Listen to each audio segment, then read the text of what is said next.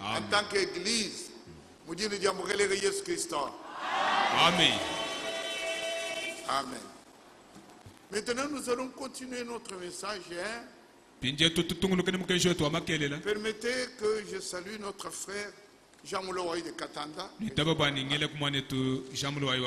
Dans le nom de Jésus-Christ. Nous allons nous lever. Nous allons lire notre texte d'hier. Nous parlons de la mer Rouge. Je suis parti en Israël. Dimanche, j'avais parlé de la mer Rouge.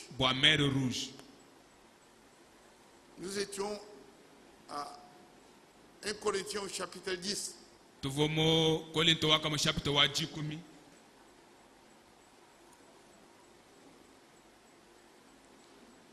Que nous lirons en sautant de verset jusqu'au verset 11. Même jusqu'au verset 12. Je vais prier. Notre Dieu et notre Père Céleste, nous te rendons des actions de grâce. Nous sommes reconnaissants, notre Dieu, parce que tu nous donnes des informations à partir de ta parole, des informations précieuses. Ce texte ici a déjà été lu régulièrement dans toutes les églises. Mais trouver la profondeur là-dedans, il faut vraiment que toi, Dieu, tu le fasses. Et cela nous est réservé à nous, tes enfants. C'est pourquoi nous te disons merci, Seigneur. Ce n'est pas une conférence de presse. Ce n'est pas un roman de distraction. C'est la parole du Créateur. Et quand nous entendons cette parole, Seigneur, notre problème n'est pas de comprendre avec la tête, mais notre cœur, que notre cœur soit attaché à la leçon. C'est ce que nous te demandons au nom de Jésus-Christ. Et nous savons que tu es fidèle, que tu nous aimes. Nous sommes une partie de ton programme. Et quand nous écoutons cette parole, toi tu donnes la révélation. Bénis chaque oreille, bénis chaque cœur qui va recevoir. Que nous sortions d'ici enrichis, ayant revêtu l'image de Jésus-Christ. C'est que le but que tu poursuis avec ta parole. Accorde-le, Seigneur. Parce que nous sommes à toi. Parce que nous avons abandonné nos projets, Amen. Et nous sommes venus en ta présence. En la présence de notre Père. Nous t'aimons, Seigneur. Accorde-nous ce que nous te demandons. Au nom de Jésus-Christ. Amen. Amen. Nous allons alors lire. Avant de lire, pour mon frère Moulawaï qui est là et peut-être pour les autres qui n'étaient pas là, nous avons été avec frère Frank. Ewald Frank. En Israël. Et quand nous avons vu la mer Rouge, comme j'ai dit, je montre aussi à mon frère Moulawaye et vous tous. C'est la carte. Qui est-ce qui va venir tenir? Venez.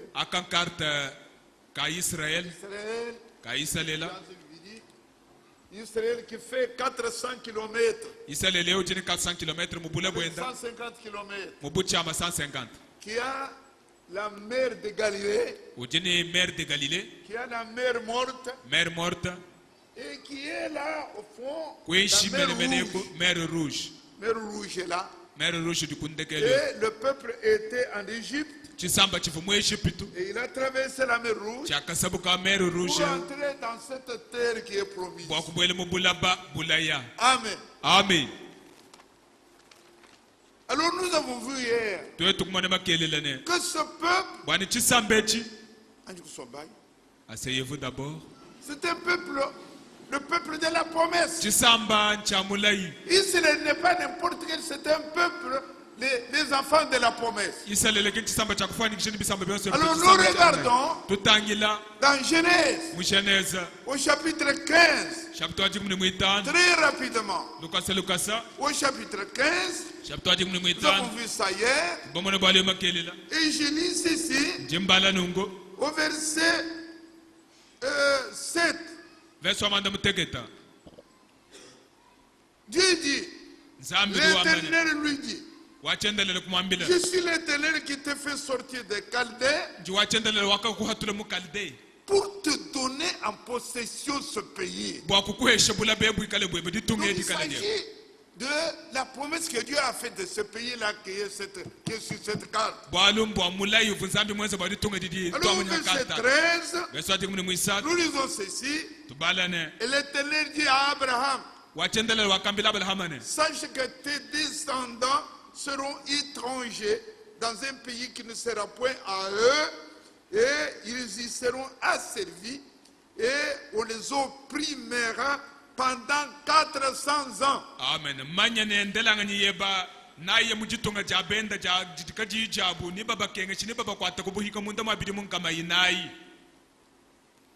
Et au verset 18, en ce jour-là, l'Éternel fit alliance avec Abraham et lui dit, je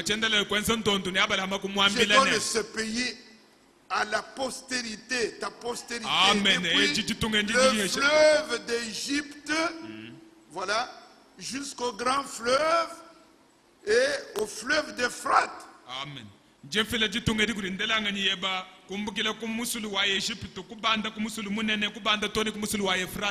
Ah, alors depuis le verset 19 jusqu'au verset 21, il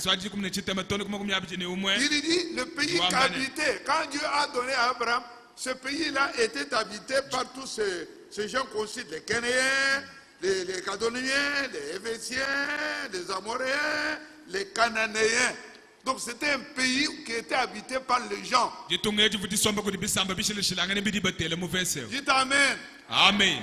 Voilà le pays promis. Et nous avons vu, non seulement pour mon frère Moulawaï, mais pour les autres, que dans Acte au chapitre 14, Acte 7, au verset 14, nous avons vu hier que Joseph étant parti, vendu en Égypte, ses frères devaient venir habiter l'Égypte. Vous voyez ce que Dieu a fait. D'abord, Joseph esclave là-bas devient premier ministre. Et comme je vous ai dit, ses frères et sa famille viennent habiter l'Égypte. Et on nous dit que les frères de Joseph, leurs femmes, leurs enfants, et les enfants aux enfants, ils sont entrés dans ce pays-là. Ils étaient 75 personnes. Nous avons lu Actes chapitre 15 et 7. Au verset 14, nous lisons, puis Joseph, donc Acte 7, verset 14, puis Joseph envoya chercher son père Jacob et toute sa famille, composée de 75 personnes. Joseph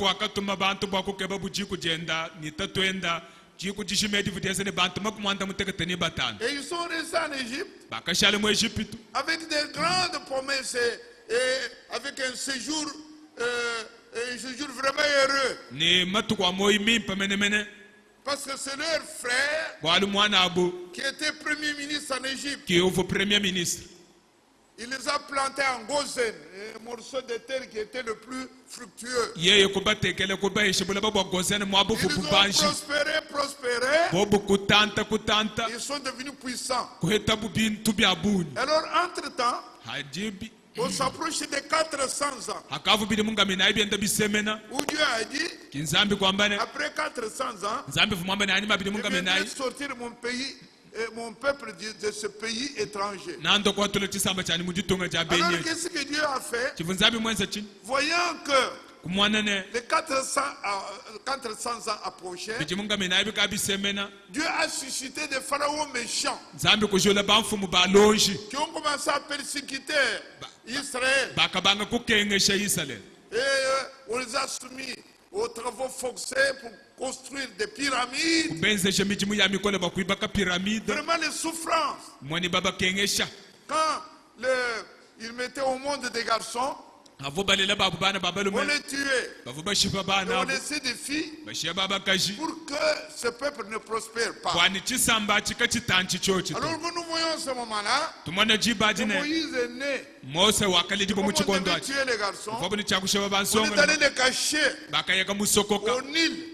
Et Dieu qui arrange les circonstances a fait que la fille de Pharaon est venue se baigner là-bas. Il avait Moïse, un beau garçon. Il a dit, je vais l'adopter.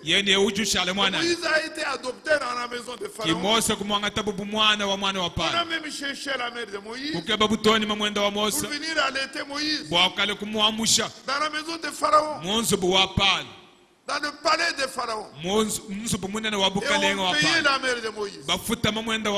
Dieu est capable de faire n'importe quoi. Et quand Moïse est devenu grand, il a dit, comment on fait souffrir mon peuple? Alors il faut sortir. Alors Dieu voit Moïse, et Dieu dit, je surveille mon temps, Exode au chapitre 3, Dieu voit Moïse, et il dit à Moïse, Moïse, moi Dieu je t'ai apparu pour que tu ailles sortir mon peuple. C'est Exode 3.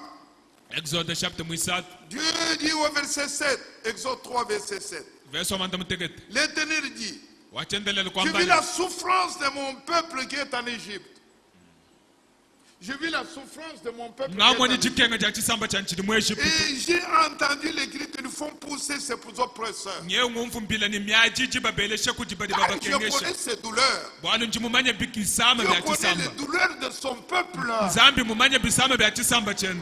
Avant que tu ouvres la bouche pour lui parler, Dieu connaît ce qui est dans ton cœur. Verset 8, je suis descendu pour les délivrer de la main de l'Égypte. Et nous voyons que le peuple doit sortir de l'Égypte. Et nous avons vu hier comment il a fendu la mer Rouge. Et le peuple est sorti. Il est sorti de l'Égypte pour entrer en Canaan. Pour aller en Canaan. Mais avant d'entrer en Canaan, Il est resté au désert 40 ans. Et c'est ce que nous allons lire là. Il est sorti pas pour aller au désert. Dieu a sorti son peuple pour lui donner le pays des possessions. Et le peuple là, il a commencé à se conduire autrement. Il ne peut pas entrer dans la possession. Ils sont sortis. Où ils sont entrés en Égypte, 75. Ils sont sortis 2 millions. Et pour entrer dans la terre promise, 2 personnes. Écoutez-moi. 75 personnes entrent en Égypte, ils prospèrent. Au bout de 400 ans, ils sont plus de 2 millions. Et maintenant ils entrent au désert. Ils n'entrent pas dans Canaan, dans le pays promis, à cause de ce que nous allons voir. Et Dieu les fait tuer tous au désert. Et il n'y a que 2 personnes. Parmi ceux qui sont sortis de Canaan, ils sont entrés en Canaan. Maintenant, nous allons lire. Alors nous lisons 1 Corinthiens. Ce rappel était nécessaire.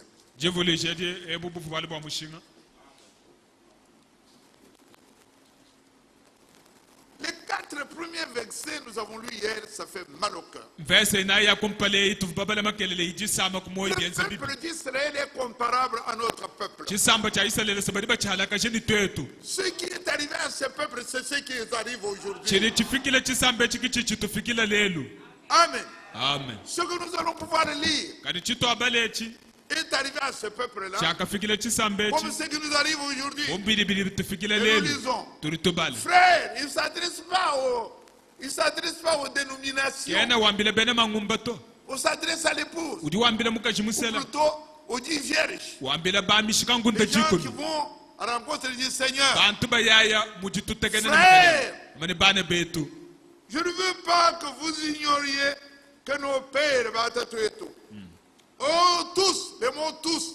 Oh tous étaient sous la nuée. Amen. Qu'ils ont tous passé au travers de la mer. Et nous avons vu avec vous comment la mer a été fendue. Ils ont passé à travers la mer. Et le Saint-Esprit dit qu'ils ont tous, au verset 2, ils ont tous, on recommence, tous les 2 millions, ont été baptisés en Moïse dans la nuée et dans la mer. C'était un baptême. Exactement comme nous aussi nous sommes baptisés au nom du Seigneur. Au verset 3, ils ont tous, toujours le mot tous, ils ont tous mangé le même aliment spirituel.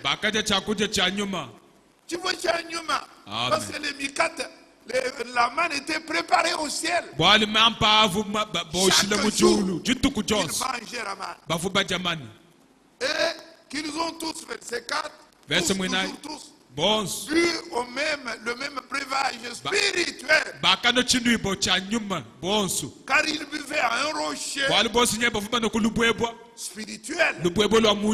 Aliment spirituel. La mer, le nuage spirituel.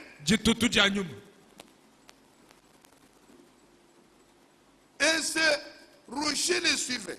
Et ce rocher était Christ. Amen. Mais regardez, la plupart, sur les 2 millions, il n'y a eu que 2 qui sont entrés dans la promesse. Mais la plupart ne furent point agréables à Dieu. C'est pourquoi ils sont tous morts dans le désert. Et ces choses qui sont arrivées ont été écrites aujourd'hui, afin de nous servir d'exemple, afin que nous n'ayons pas de mauvais désirs comme ils en ont eu.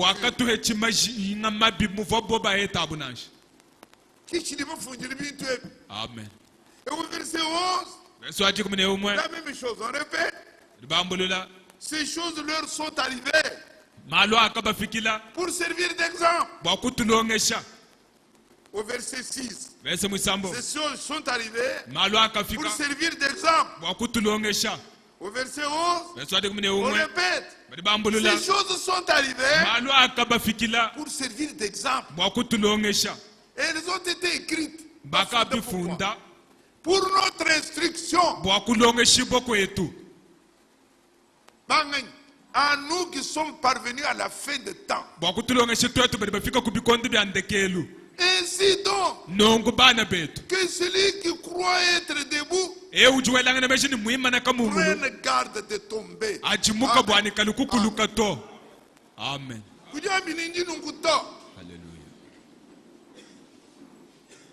J'ai entendu l'homme de Dieu, Ewald Frank, il a écrit ça ici. La lettre circulaire de janvier 2005.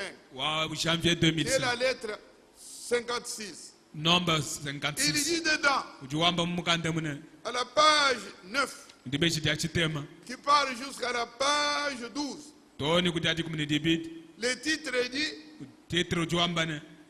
après être sorti, il s'agit d'entrer.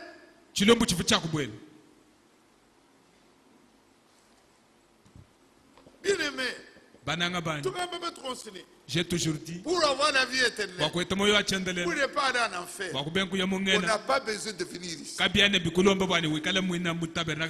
pentecôtistes, vous croyez au Seigneur Jésus-Christ? Là, vous avez la vie éternelle. Mais ici, ils ne sont pas venus pour ça. Ils sont venus pour l'enlèvement. Je me prépare pour l'enlèvement. Et l'enlèvement, on dit, regardez ce qui est arrivé. Pourquoi cela est arrivé? Et l'homme de Dieu dit, ils ont fait les expériences personnelles. Nous aussi, nous avons fait des expériences. Nous sommes baptisés au nom de Jésus-Christ. Nous venons au culte. Nous ne fumons pas. Nous ne buvons pas. Nous ne sommes plus dans de mauvaises choses. Mais pour l'enlèvement, on nous dit des choses destinées. C'est ce que nous lisons là. À partir du verset 5. Oui. La plupart ne furent point agréables à Dieu, puisqu'ils périrent dans le désert. Et au verset 7, ne devenez pas idolâtres, comme quelques-uns, comme il est écrit, le peuple s'assit pour manger, pour boire, puis ils se levèrent pour se divertir.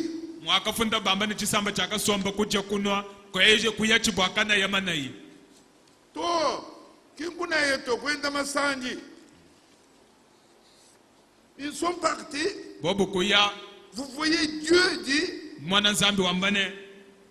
ils se livrèrent. Pour que vous voyez la chose, comment il va continuer pour se divertir. Vous voyez, ils se levèrent pour se divertir. Et puis il dit, ne nous livrons point à l'impudicité, comme quelques-uns s'y sont livrés, de sorte qu'il en tomba 23 000 en un jour.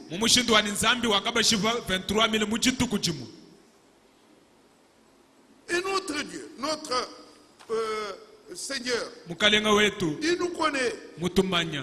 Quand on sort, ce n'est pas pour rester dans le désert. Quand Dieu dit à son peuple de sortir, nous allons dans l'Exode, il dit, Pharaon, laissez mon peuple sortir pour qu'il aille me servir. On ne sort pas pour faire n'importe quoi, mais pour servir Dieu. Donc si on est sorti, On doit servir Dieu. C'est ce que nous avions lu dans Exode 4, verset 22. Où Pharaon disait, laisse mon peuple sortir. Peut-être qu'il faut le lire. Laisse mon peuple sortir pour aller me servir.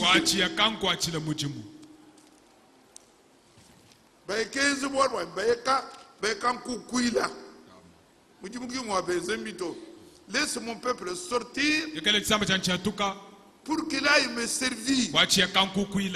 C'est au verset 23. Exode 4. J'ai dit, laisse aller mon peuple pour qu'il me serve.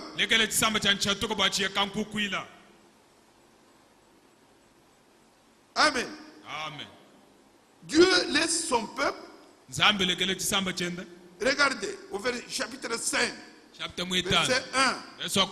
Moïse et Aaron rendirent au Pharaon et lui dirent, ainsi parle l'Éternel, le Dieu d'Israël. Ouais.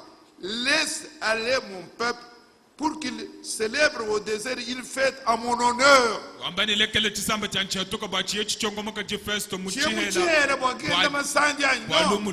Pour me servir.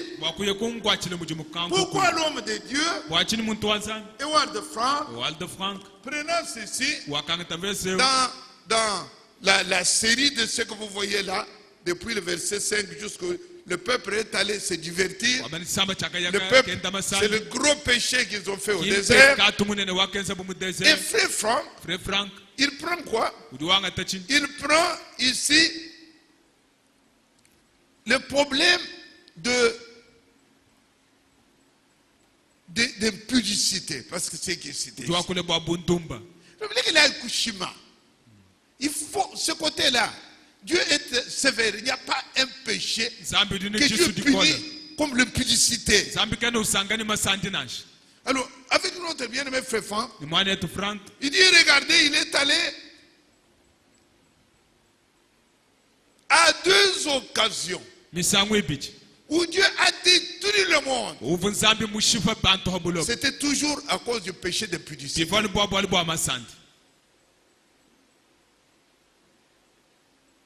Vous savez, en Genèse, quand les fils de l'homme, c'est-à-dire les fils de Dieu, sont allés avec les filles de l'Antiquité, Dieu a dit on ne peut pas mélanger la semence de Seth, donc de Dieu, est allée avec les filles de Caïn dans l'Antiquité. C'est Genèse 6. Genèse 6. C'est pourquoi Dieu a détruit ce qu'on appelle le déluge. Amen, amen. Amen. Nous le lisons dans Genèse 6. Genèse chapitre 6. Genèse au chapitre 6. Genèse chapitre 6. Lorsque les hommes eurent commencé à se multiplier sur la terre, et que les filles leur furent nées, les fils de Dieu, c'est-à-dire virent que les filles des hommes qui étaient belles.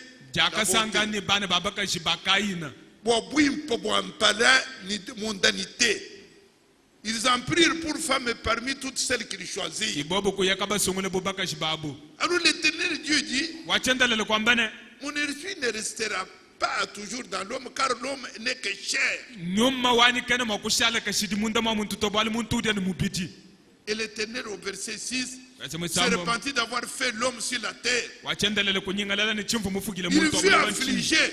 Et au verset 7, l'Éternel dit, j'exterminerai de la face de la terre l'homme que j'ai créé. Depuis l'homme jusqu'au bétail. Qui déluge. Dieu a tué le monde entier. Exactement la même chose. Frère Franck dit, il parle directement en Genèse, au chapitre 18. Ce que nous avons vu là avec lui, il dit, vous connaissez les 3 anges qui sont venus visiter Abraham. Il y avait l'Éternel et les 2 anges qui l'accompagnaient. Ils sont arrivés chez Abraham. Vous savez tout ce qui est arrivé. Vous faites la promesse de la naissance d'Isaac. Mais qu'est-ce qui est arrivé là? Quand ils ont fini, les 2 anges qui accompagnaient l'Éternel devaient aller à Sodome pour brûler Sodome. À cause de quoi? À cause du péché qu'on appelle sodomie, homosexualité.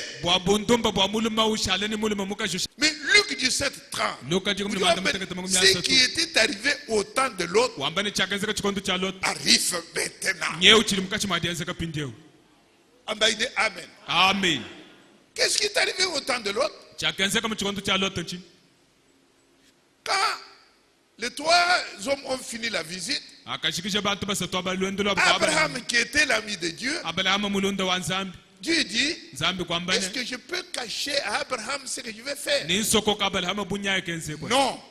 Parce qu'il est écrit dans Amos, Dieu ne fait rien sans avoir révélé les secrets à ses prophètes. Qui boit? Dieu a caché à tout le monde ma dénomination. Il a révélé à Branham qui est prophète ce qui va arriver dans cet âge. Alors à ce moment-là, c'était Abraham qui était prophète. Et dans notre âge, c'est Branham qui est le prophète.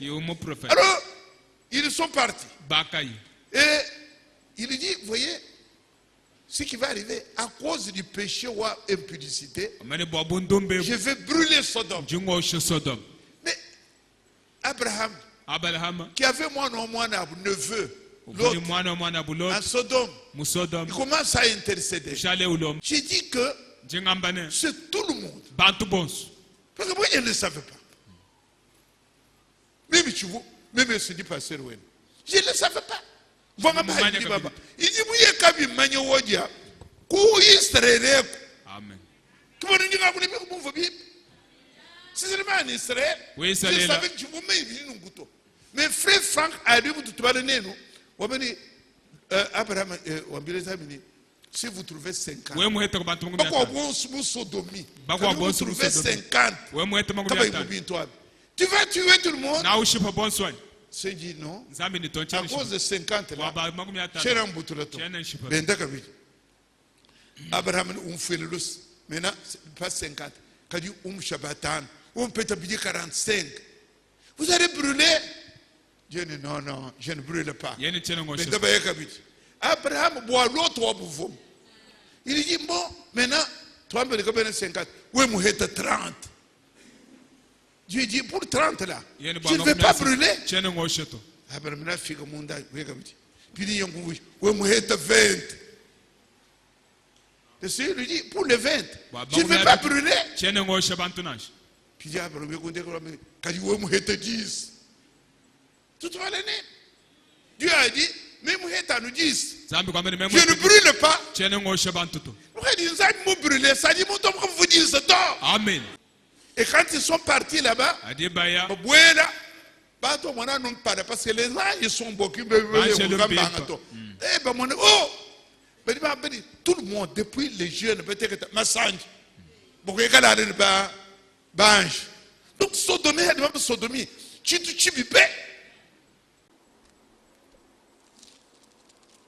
les 2 hommes, 2 anges arrivés, verset 1, à Sodome sur le soir.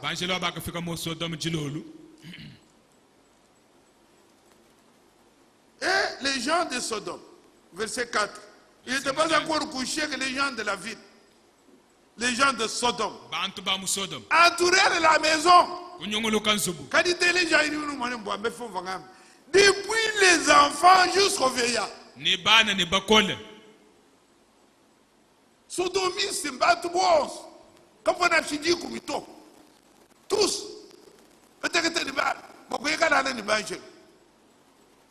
Depuis les enfants jusqu'aux vieillards, toute la population était accourue.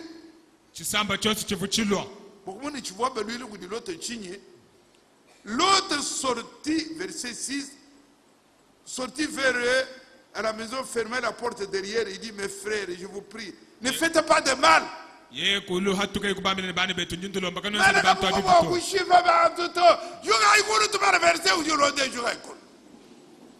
Verset 8.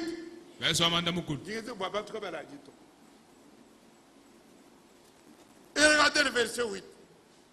L'autre dit, voici, j'ai deux filles qui n'ont point connu d'homme. Je vous les amènerai dehors. Et vous ferez ce que vous plaira. Vous voyez.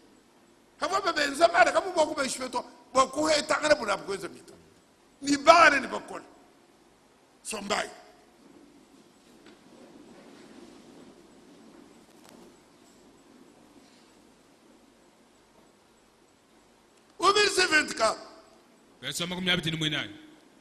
Alors, l'Éternel fit pleuvoir du ciel sur Sodome et sur Gomorrhe du souffle et du feu de par l'Éternel. Il détruisit ces villes, toute la plaine, et tous les habitants de la ville, et les plantes de la terre. La femme de l'autre regarde en arrière, et elle devient une statue de sel. Ou toi, du mot 1 Corinthiens 10. 1 Corinthiens 10. Ils ne sont pas entrés en Canaan à cause de l'impudicité.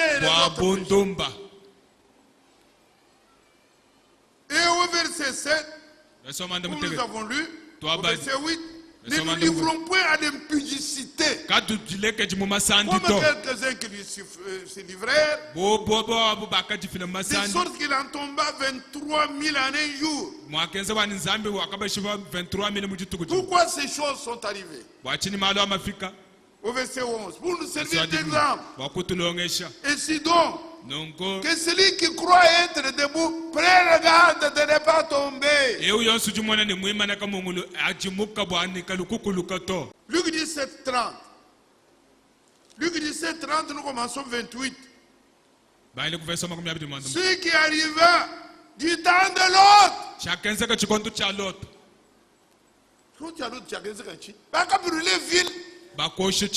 Amen. Amen. Dieu a dit qu'Abraham, moi, c'est rien, mais après ça, l'autre, vous me comprenez une chose chez Abraham. Qui moi, ce qui est arrivé le temps d'Abraham, le temps de l'autre.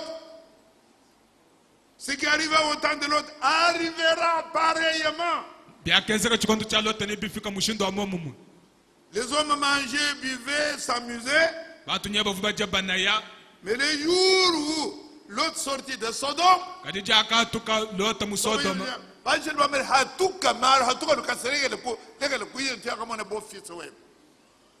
le feu, la pluie de feu et de soufre tomba du ciel et les filles tous périrent. Verset 30. Il en sera de même au jour où les filles seront paraîtra. Il y a deux mots. Paraître et venir sont deux choses différentes. Les fils de l'homme, Jésus-Christ, est déjà apparu maintenant. Mais sa venue, il a un clin d'œil. Depuis Dieu, il y a peut-être 2 ans maintenant. Bon, ça montre homosexualité. Mon tribunal yons dans les lois, on a arrêté. Public, on met en prison, on dit contre les mœurs. Les homosexualités, c'est caché. Lisez dans toutes les constitutions des pays civilisés. Vous voyez où le péché est arrivé? L'enlèvement, c'est bientôt. Alors nous pleurons devant Dieu. La nuée est arrivée. Eux ont été baptisés. C'est la Bible qui dit dans le Nouveau Testament. Dans la mer, avec la nuée. Malgré tout cela, qui peut faire ton? Ça veut dire quoi? Que celui qui croit être de vous-même dit nous. Le sang de l'agneau de Dieu, seule justice de Dieu pour moi, seul chemin pour moi, salut. Quelle merveilleuse grâce pour moi, Jésus-Christ, le seul nom et le plus grand amour.